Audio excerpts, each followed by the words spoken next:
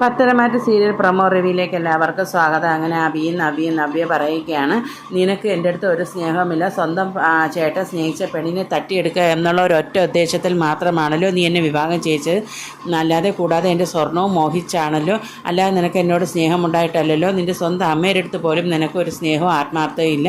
അപ്പോൾ അഭി പറയുകയാണ്, നീ ഇങ്ങനെ ഓരോന്ന് പറഞ്ഞ് എന്നെ എരിപിരി കയറ്റുമ്പോൾ ഞാൻ എന്തെങ്കിലും പറയുമ്പോൾ അതും കാണിച്ച് നീ എന്നെ ബ്ലാക്ക്മെയിൽ ചെയ്യാനല്ലേ, അതിൻ്റെ ആവശ്യത്തിന് വേണ്ടിയല്ലേ നീ ഇങ്ങനെ ഓരോന്ന് എന്നെ പറയുന്നത്. അത് കഴിഞ്ഞ് നവ്യ പറയുകയാണ്, നിനക്ക് ആത്മാർത്ഥമായി നീ മലയ്ക്ക് പോകാൻ മാലയിട്ടതാണെങ്കിൽ നീ ഇങ്ങനെ വ്രതവും തെറ്റിച്ച് നടക്കുമായിരുന്നു, മറ്റുള്ളവർക്ക് കൂടി ശാപം വരുത്തി വയ്ക്കാൻ വേണ്ടി. നീ നിൻ്റെ തോന്നിയതുപോലെയല്ലേ നീ നടക്കുന്നത് എന്ന് പറയും. നീ പോണതിനേക്കാളും പോവാതെ ഇരിക്കുന്നതാണ് നല്ല. ഇത് കഴിഞ്ഞ് നവ്യ അവിടെ നിന്ന് ദേഷ്യത്തിൽ പോകുമ്പോൾ അഭി മനസ്സിൽ വിചാരിക്കുകയാണ്, ഞാൻ ആത്മാർത്ഥമായിട്ട് മലയ്ക്ക് പോകാൻ മാലയിട്ടത് തന്നെയാണ്, എങ്ങനെയെങ്കിലും നിന്നെ ഈ വീട്ടിൽ നിന്നും പുറത്താക്കണമെന്നൊരൊറ്റ ഉദ്ദേശത്തിൽ മാത്രമാണ് ഞാൻ മാലയിട്ട്. ഇത് കഴിഞ്ഞ് അനാമികയും രേവതിയും കൂടി ദേവാനിയുടെ റൂമിലേക്ക് വരികയാണ്. വന്നിട്ട് പറയുന്നു, അവളുടെ അച്ഛൻ്റെ ഫ്രണ്ട്സുകൾ വീട്ടിലുണ്ടായിരുന്നു, ഒരു ബിസിനസ് ആവശ്യമായിട്ട് വന്നതാണ്, അതുകൊണ്ടാണ് ഞാൻ ഇങ്ങോട്ട് വരാതിരുന്നത്, അല്ലാതെ വേറെ ഒന്നുമല്ല. അപ്പോൾ ദേവാനി പറയുന്നു, അതിനെന്താ, ആ മോളെന്നെ നല്ലതുപോലെയല്ലേ നോക്കുന്ന, എന്നെ എൻ്റെ എല്ലാ കാര്യവും നോക്കുന്നത് മോളാണ് എന്ന് പറയും. അതിനെന്ത് ചെയ്യാനാ ചേച്ചി, രണ്ട് മരുമക്കളെ ഇങ്ങോട്ട് കെട്ടിക്കൊണ്ട് വന്നിട്ട് അവർക്ക് രണ്ടുപേർക്ക് സ്വന്തം അമ്മായിമാരെ നോക്കാൻ പോലും നേരമില്ല എന്ന് പറഞ്ഞാൽ എന്ത് ചെയ്യാനാ. അമ്മാവിക്ക് ഇങ്ങനെ അസുഖമെന്ന് അറിഞ്ഞിട്ട് അവിടെ പോയി സൂഹിക്കുകയല്ലേ ചെയ്യുന്നത് എന്ന് പറഞ്ഞ് നവ്യയെ ഒരുപാട് കുറ്റം പറഞ്ഞാണ് തുടങ്ങുന്നത്. അപ്പോൾ ദേവയാനി പറയുന്നു, ഇനി നയനയും ആദർശിനെയും രണ്ടാക്കാനാണ് എൻ്റെ തീരുമാനം. അപ്പോൾ രേവതി പറയുകയാണ്, അതിന് പോരാഞ്ഞിട്ട് ഇവിടെ നിന്ന് ഒരുപാട് സ്വർണവും കൊണ്ട് അങ്ങോട്ട് കൊടുത്തില്ല, എല്ലാവരും പെൺമക്കളെ കെട്ടിച്ചയച്ചാൽ ഇങ്ങോട്ടാണ് സ്വർണം തരുന്നത്, എന്നാൽ ഇവിടെ നേരെ തിരിച്ച് ഇവിടെ നിന്ന് അങ്ങോട്ടാണ് സ്വർണം കൊടുക്കുന്നത്. എന്ത് കണ്ടിട്ടാണ് ഇവളുമാർക്ക് ഈ സ്വർണ്ണങ്ങളെല്ലാം കൊണ്ടുപോയി കൊടുക്കുന്നത്. എനിക്ക് ദേഷ്യമാണ് വരണത്. അപ്പോൾ ദേവയാനി പറയുന്നു, എൻ്റെ മോൻ ആദർശ് ബിസിനസ് കാര്യത്തിന് എവിടെ പോയാലും വിജയിച്ചിട്ടേ ഉള്ളൂ, പക്ഷേ അവൻ്റെ വിവാഹ കാര്യം വന്നപ്പോൾ അതങ്ങ് പരാജയപ്പെട്ടു പോയി, ഇനി എന്ത് ചെയ്യാനാ സംഭവിച്ചു പോയി എന്ന് പറയുമ്പോൾ അനാമിക പറയും, രണ്ടുപേരും അർഹതയില്ലാതെ ഇങ്ങോട്ട് വന്ന് കയറിയിട്ട് ഇപ്പോൾ ഇവിടെ ഭരിക്കുന്ന അവളുകൾ രണ്ടുപേരുമാണ്, ഞാനായിരുന്നേ രണ്ടിനെ അടിച്ചിറക്കി വീട്ടിലേക്ക് വിട്ടെങ്കിൽ എന്ന് പറയും.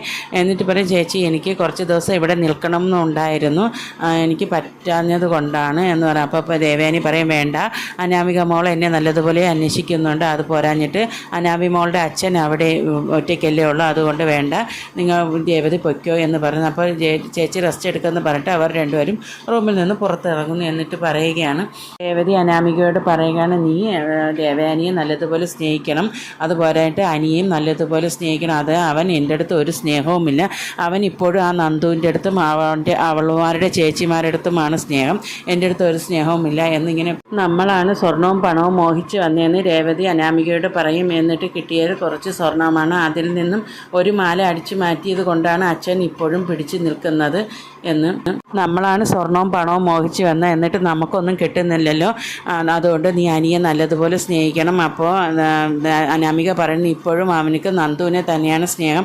ഇതും കേട്ടോണ്ട് ദേവയാനി വരുമ്പോൾ പറയും, എന്താ മോളെ നീ പറയുന്നത്, അതൊക്കെ വല്യമ്മ ശരിയാക്കി തരാം, അവൻ ഒരു നല്ല ചെറുക്കനാണ്, മോൾ ഒന്നുകൊണ്ട് വിഷമിക്കേണ്ട, വല്യമ്മ സുഖമില്ലാതെ കിടക്കുന്നുണ്ടല്ലോ, വല്യമ്മ എഴിച്ചതിന് ശേഷം മോൾക്കെല്ലാം നല്ല നോക്കി ചെയ്തു തരാം, ഇവിടെ നിന്ന് മുത്തശ്ശനും മുത്തശ്ശിയും അവൾക്ക് കുറച്ച് സ്വർണ്ണമല്ലേ കൊണ്ട് കൊടുത്തത്, അതിനേക്കാളും ഒരുപാട് വല്യമ്മയുടെ കയ്യിലുണ്ട്, എൻ്റെ മരുമകൾക്ക് കൊടുക്കാൻ വെച്ചിരുന്നതാണ്, അത് മോൾക്ക് തരാനാണ് ഞാൻ വിചാരിച്ച് വെച്ചിരിക്കുന്നത് എന്ന് ദേവയാനി പറയുമ്പോൾ അനാമിക്ക് സന്തോഷമാണ് തോന്നുന്നത്, പക്ഷേ അത് പുറത്ത് കാണിക്കില്ല. എന്നിട്ട് പറയുന്ന, വല്യമ്മ എനിക്കെന്തിനാ സ്വർണ്ണം, എൻ്റെ അച്ഛൻ എനിക്ക് 4 തലമുറയ്ക്ക് കഴിയാനുള്ള സ്വത്തും പണവും ഉണ്ടാക്കി വെച്ചിട്ടുണ്ട്, പക്ഷേ വല്യമ്മയുടെ ഈ കരുതലും സ്നേഹം കാണുമ്പോഴാണ് ഞാൻ ഈ വല്യമ്മ തരുന്നത് എല്ലാം വാങ്ങുന്നത്.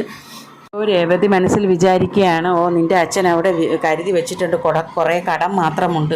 ഇനി അഭിയും കൂടി ഒന്ന് പുറത്തേക്ക് പോയിട്ട് വരാമെന്ന് പറഞ്ഞ് ഒന്ന് കറങ്ങിയിട്ട് വരാമെന്ന് പറഞ്ഞ് ഇറങ്ങിയാണ്. അപ്പോൾ ജലജ ചോദിക്കുകയാണ്, നീ ഇവളെയും കൊണ്ട് എവിടെയാണ് പോണത്, ഷൂട്ടിങ്ങിനാണോ അവിടെ പോണത് എന്ന് ചോദിക്കുക. അപ്പോൾ അനാമിക ചോദിക്കും, ഇവർ ഷൂട്ടിങ്ങിലൊക്കെ ഉണ്ടായിരുന്നോ, പരസ്യത്തിൽ അഭിനയിക്കാൻ പോയിട്ട് കാണാൻ കൊള്ളില്ലാത്ത ഒരു ഡ്രസ്സ് ഇട്ട് അഭിനയിച്ച് വെച്ചതാണ്, പിന്നെ ഇവിടെ ഉള്ളവരെല്ലാം അത് ഇവിടെ അത് നടക്കില്ലാത്തതുകൊണ്ട് അത് മുളയിലേ നുള്ളിക്കളഞ്ഞു, അല്ലെങ്കിൽ അപ്പോൾ നവ്യ പറയും, ഇപ്പോഴെന്താ എൻ്റെ ഡ്രസ്സിന് കുഴപ്പം, ഞാൻ മര്യാദയ്ക്കല്ലേ ഡ്രസ്സ് ധരിച്ചിരിക്കുന്നത്, പിന്നെ എന്തിനാ ഇങ്ങനെ പറയുന്നതെന്ന്. അപ്പോൾ അനാമിക പറയും, ഇപ്പോൾ ഡ്രസ്സിനല്ല കുഴപ്പം, നിൻ്റെ സ്വഭാവത്തിനാണ് കുഴപ്പം. അപ്പോൾ നവ്യ പറയും, ഇത് തന്നെ ഞാനും നിൻ്റെ പറയും, നിൻ്റെ സ്വഭാവത്തിനാണ് കുഴപ്പമെന്ന്. എങ്ങനെ ആൻറ്റി ഇവളെ സഹിക്കുന്നതെന്ന് രേവതിയോട് ചോദിക്കും. അപ്പോൾ രേവതി പറയും, എൻ്റെ മോൾക്ക് ഒരു കുഴപ്പമില്ല, നീ അവിടെ വന്ന് അന്വേഷിച്ച് നോക്ക്, എൻ്റെ മോളുടെ നല്ല സ്വഭാവം തന്നെ എല്ലാവരും പറയുന്നത്. രേവതിക്ക് ദേഷ്യമാണ് വരുന്നത് അനാമികയെ പറ്റി ഇങ്ങനെയൊക്കെ പറയുമ്പോൾ. അപ്പോൾ ജലജ പറയും, നീ ഇനി ആരുടെ സ്വഭാവത്തിനെ കുറിച്ചൊന്നും നീ പറയാൻ നിൽക്കേണ്ട, ശരിക്കും നിൻ്റെ സ്വഭാവത്തിനാണ് മോശം.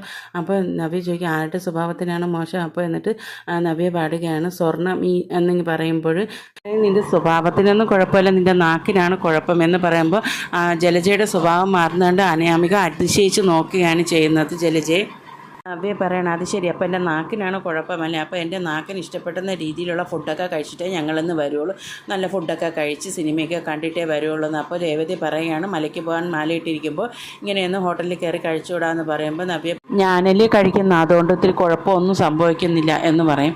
അപ്പോൾ അനാമിക പറയും, ഇത്രയും നാൾ നല്ല ആഹാരമൊന്നും കഴിച്ച് കിടന്നതല്ലല്ലോ അമ്മേ, അതുകൊണ്ട് പണമുള്ള വീട്ടിലേക്ക് വന്നതിന് സ്ഥിതിക്ക് എന്തെങ്കിലുമൊക്കെ ആഗ്രഹങ്ങളൊക്കെ സാധിക്കേണ്ടേ എന്ന് പറയുമ്പോൾ നവ്യ പറയും, അതേ, പണമുള്ള വീട്ടിൽ വന്നതുകൊണ്ട് എൻ്റെ എല്ലാ ആഗ്രഹങ്ങൾ സാധിപ്പിച്ചെടുക്കാനാണ് എൻ്റെ ഉദ്ദേശം. നിങ്ങൾക്ക് എന്തെങ്കിലും കുഴപ്പമുണ്ടോ എന്ന് ചോദിച്ചിട്ട് നവ്യ അഭിയും പോവുകയാണ് ചെയ്യുന്നത്. അപ്പോൾ രേവതി ചോദിക്കുകയാണ്, എങ്ങനെയാണ് ജലജ നീ ഇവരെ സഹിക്കുന്നതെന്ന്. അപ്പോൾ അനാമിക പറയും, ഇത് തന്നെയാണ് ഇവരുടെ സ്വഭാവം കാണുമ്പോൾ എന്തെങ്കിലും ഞാൻ ചെയ്തു പോകുമെന്ന് പറയുമ്പോൾ ജലജ മനസ്സിൽ ഓർമ്മിക്കുകയാണ്, ഒരുക്കം നീ ചെയ്തതിൻ്റെ ഫലമാണല്ലോ അകത്തൊരാൾ കിടന്ന് അനുഭവിക്കുന്നത് എന്ന് ജലജ മനസ്സിൽ വിചാരിക്കും. എന്നിട്ട് രേവതി പറയണം, മോൾക്ക് ഇവിടെ പിടിച്ചു നിൽക്കാൻ പറ്റുന്നില്ലേ, മോൾ വീട്ടിലേക്ക് പോരെ എന്ന് പറഞ്ഞിട്ട് രേവതിയും പോവുകയാണ്. ഇത് കഴിഞ്ഞിട്ട് അനാമികയാണെങ്കിൽ ദേവയാനിയുടെ അടുത്ത് ചുറ്റി കറങ്ങി നിൽക്കുകയാണ് വട്ടം കെട്ടി. അപ്പോൾ ദേവയാനി പറയുന്നത്, മോളെ അനാമിക ഇനി വരുമോ, വന്ന് ആ ഷെൽഫിൽ നിന്ന് ചെക്ക് ബുക്ക് എടുത്ത് തരുമോ എന്ന് ചോദിക്കുന്നു. എന്തിനാ വല്യമ്മ ചെക്ക് ബുക്ക് എടുക്കുന്നതെന്ന് ചോദിക്കുമ്പോൾ, അതെനിക്കൊരു ആവശ്യമുണ്ട് മോളെ, ഒരാൾക്ക് കൊടുക്കാനാണെന്ന് പറയും. അപ്പോൾ അനാമിക വിചാരിക്കും, എനിക്കിനി വലിയമ്മ പൈസയായിട്ട് തരാനായിരിക്കുമെന്ന്. അപ്പോൾ അനാമിക ചോദിക്കും, ആരെന്നറിയാൻ വേണ്ടി, ആ വലിയമ്മ പറ ആർക്കാന്ന്. അപ്പോൾ മോൾക്ക് മനസ്സിലായില്ലേ എന്ന് പറയില്ല, വലിയമ്മ പറ എന്ന് വലിയ ദേവയാനിയുടെ വായിൽ നിന്ന് കേൾക്കാൻ വേണ്ടി അനാമിക ഇങ്ങനെ ചോദിച്ചുകൊണ്ടേയിരിക്കും. അപ്പോൾ ദേവയാനി പറയും, എനിക്ക് കരൾ ദാനമായി തന്ന കുട്ടിക്ക് നമ്മളൊന്നും കൊടുത്തില്ലല്ലോ, അതുകൊണ്ട് ആ കുട്ടിക്ക് കൊടുക്കാൻ വേണ്ടിയാണെന്ന് പറയും. അപ്പോൾ അനാമികയുടെ മുഖം മാറുകയാണ് ചെയ്യുന്നത്. ഇത് കഴിയുമ്പോൾ ആദർശിനെ ദേവയാനി ഫോണിൽ വിളിക്കുകയാണ്, മോനെ അത്യാവശ്യമായിട്ട് നീ വീട്ടിൽ വരണം, എനിക്കൊരു കാര്യം സംസാരിക്കാനുണ്ട്. അതെന്താ അമ്മയെന്ന് ചോദിക്കുമ്പോൾ, ഒന്നുമില്ല, നീ വന്നാൽ മതി, വന്നിട്ട് പറയാമെന്ന് പറഞ്ഞു. ഇത് കഴിയുമ്പോൾ അനാമികയെ ദേവയാനി വിളിക്കുന്നു, മോളെ അവിടെ ഇരിക്കുന്ന ചെക്ക് ഒന്ന് എടുത്ത് തരുമോ എന്ന് ചോദിക്കുമ്പോൾ അനാമിക വിചാരിക്കും, വലിയമ്മ എനിക്ക് എന്തോ കരുത്തി വെച്ചിരിക്കുന്നു പറഞ്ഞില്ലേ, അതുകൊണ്ട് എനിക്ക് പൈസ വല്ലതും എഴുതി തരാനായിരിക്കും എന്ന് പറയും. അതിൽ എന്താ ആർക്കായിരിക്കും നീ ആലോചിച്ച് പറയും മോളെ എന്ന് പറയുമ്പോൾ അനാമിക വിചാരിക്കും മനസ്സിൽ എനിക്കായിരിക്കും, പിന്നെ വേറെ ആർക്കാ വലിയമ്മ കൊടുക്കാനെന്ന്. അപ്പോൾ ദേവയാനിയുടെ വായിൽ നിന്ന് കേൾക്കാൻ വേണ്ടി അനാമിക പറയും, വല്യമ്മ പറ ആർക്കെന്ന്. അങ്ങനെ ദേവയാനി പറയും, എനിക്ക് കരൾ ദാനമായിട്ട് തന്ന കൊച്ചിന് നമ്മളൊന്നും കൊടുത്തില്ലല്ലോ മോളെ, അതുകൊണ്ട് ആ കുട്ടിക്ക് വല്ലതും കൊടുക്കാമെന്ന് പറയും. അപ്പോൾ അനാമികയുടെ മുഖഭാവം മാറുകയാണ്. ഇത് കഴിഞ്ഞ് ആദർശ് വരും. ആദർശിൻ്റെ അടുത്ത്, മോനെ ഇതിൽ 50 ലക്ഷം രൂപ ഞാൻ ചെക്ക് എഴുതുകയാണ്, അത് നമുക്ക് കരൾ ദാനം തന്ന കുട്ടിക്ക് വല്ലതും കൊടുക്കണ്ടേ, ആ കുട്ടിക്ക് ഇന്ന് വരെ നമ്മളൊരു സഹായവും ചെയ്തിട്ടില്ലല്ലോ, അതുകൊണ്ട് നീ എങ്ങനെയെങ്കിലും ഈ തുക ആ കുട്ടിയുടെ കയ്യിൽ ഏൽപ്പിക്കണം എന്ന് പറയും. അപ്പോൾ ആദർശ് പറയും, ഇല്ല അമ്മ, ആ കുട്ടി വാങ്ങില്ല, അപ്പോൾ നീ ഒരു കാര്യം ചെയ്യാം, അതിൻ്റെ ഭർത്താവിൻ്റെ കയ്യിലെങ്കിലും കൊടുക്കുകയോ അക്കൗണ്ടിൽ ഇട്ട് കൊടുക്കുകയോ ചെയ്യണമെന്ന് പറയും. അപ്പോൾ ആദർശ് പറയും, ആ കുട്ടിയും വാങ്ങിക്കില്ല, ഭർത്താവും വാങ്ങിക്കില്ല, അമ്മ ഇനി കുറച്ച് ദിവസം കൂടി കഴിഞ്ഞിട്ട് എഴിക്കുമല്ലോ, അപ്പോൾ അമ്മ തന്നെ നേരിട്ട് കൊടുത്തോളൂ, അതൊക്കെ ഞാൻ കരുതി വെച്ചിട്ടുണ്ട്, അത് ഞാൻ കൊടുക്കാം, ഇതിപ്പോൾ നീ തൽക്കാലം ഇത് കൂടെ എങ്ങനെയെങ്കിലും കൊടുത്തേ പറ്റുള്ളൂ എന്ന് പറയുമ്പോൾ ആദർശ് പറയും, എന്നെക്കൊണ്ട് പറ്റുമെന്ന രീതിയിൽ ഞാൻ സംസാരിച്ച് നോക്കി, അപ്പോഴെല്ലാം വേണ്ടാന്നാണ് പറഞ്ഞത്, എന്നാലും ഞാൻ ഒരിക്കൽ കൂടി ശ്രമിച്ചു നോക്കാം എന്ന് പറയും. ഇത് കേട്ടോണ്ട് അനാമിക നിൽക്കുമ്പോൾ വിചാരിക്കുകയാണ്, കുറച്ച് ബ്ലഡെങ്കിലും കൊടുത്ത് ഞാൻ സഹായിച്ചിരുന്നെങ്കിൽ എനിക്ക് 10 ലക്ഷം രൂപയെങ്കിലും കിട്ടുമല്ലോ എന്ന് മനസ്സിൽ ആലോചിച്ചുകൊണ്ട് അനാമിക അവിടെ നിൽക്കുന്നു. ഇത്രയും ഭാഗം കാണിച്ചുകൊണ്ടാണ് ഇന്നത്തെ എപ്പിസോഡ് അവസാനിക്കുന്നത്. ഈ ചാനൽ ഇഷ്ടപ്പെട്ട സബ്സ്ക്രൈബ് ചെയ്യാൻ മറക്കല്ലേ.